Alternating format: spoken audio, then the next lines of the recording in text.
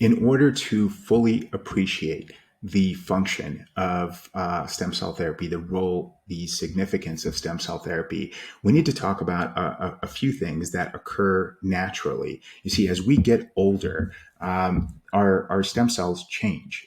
They change in number, meaning there's a declining number of stem cells available to us in our body to carry out the healing and regeneration. And then also there's a decline in quality in the way that those stem cells are able to respond to injury, the way in which these stem cells are able to assess the injured sites, and try to determine what to bring about in order to institute some healing and regeneration. So, in other words, what I'm saying is that as we get older, there's a decrease both in the quantity of our stem cells as well as the quality of our naturally occurring stem cells. That really prove detrimental. Combine that with something that I alluded to earlier, which is some areas of our body, unfortunately, just lack a very good blood supply. And it's no surprise that as we're getting older, there's going to be injuries that occur that are going to be slow to heal compared to when we were younger. And so those are the features that stem cell therapy attempts to address. The quantitative and the qualitative decline in our own stem cells that's related to aging, as well as this issue with poor blood supply to certain parts of the body. And so the way that we do stem cell therapy, there's different variations on this. There's different versions of this. Is we, as much as possible, want to use the person's own stem cells. And the reason for that is you're already well acquainted with your own DNA, with your own proteins, with your own stem cells. None of that is going to be novel to your body. So once those things are re-injected back into your body, your immune system is going to recognize those cells as belonging to you, as opposed to trying to use somebody else's cells.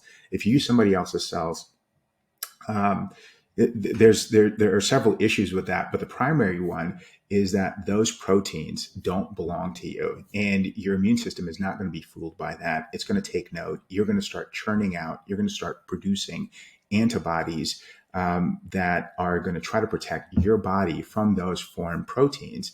And that production of antibody, that process is not a perfect process. And sometimes you might produce antibodies that instead of recognizing those foreign proteins as belonging to the foreign stem cells, they're gonna misrecognize your own naturally occurring proteins as potentially belonging to that foreign entity, and those antibodies are going to do what they do naturally, which is to lock on your own proteins and try to destroy your own proteins. And so, what I'm referring to is a concept called autoimmune conditions or autoimmune diseases. These are not, these are not just theories. Autoimmune diseases are pretty commonplace. For instance, rheumatoid arthritis is an autoimmune disease, type 1 diabetes, Hashimoto's, lupus, Sjogren's.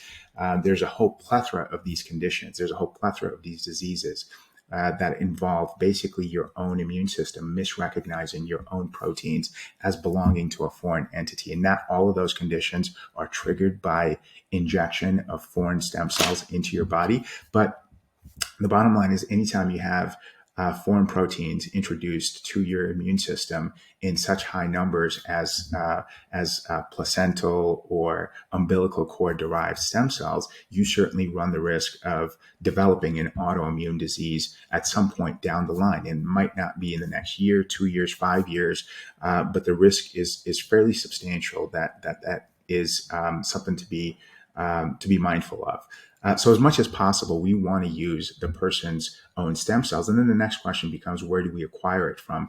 There are some areas of the body that are richer in stem cells than other areas. That includes fat. Fat happens to also be really accessible. And so we do a liposuction procedures where we acquire a certain amount of fat from the body. It's not something that is a major surgery, such as a cosmetic liposuction, for which patients are generally under what's called general anesthesia. For our procedures, the patient's awake. They might be carrying a conversation with us or be on their phone or what have you. But we really do a good job of cleaning the area where we acquire that fat from, which it tends to be the lower back or the upper buttock region. Everyone, regardless of their fat content, tend to have a good amount of fat in that area. So we clean off that area really, really well. And then we make a couple of incisions that measure about 2 to 3 millimeters in length.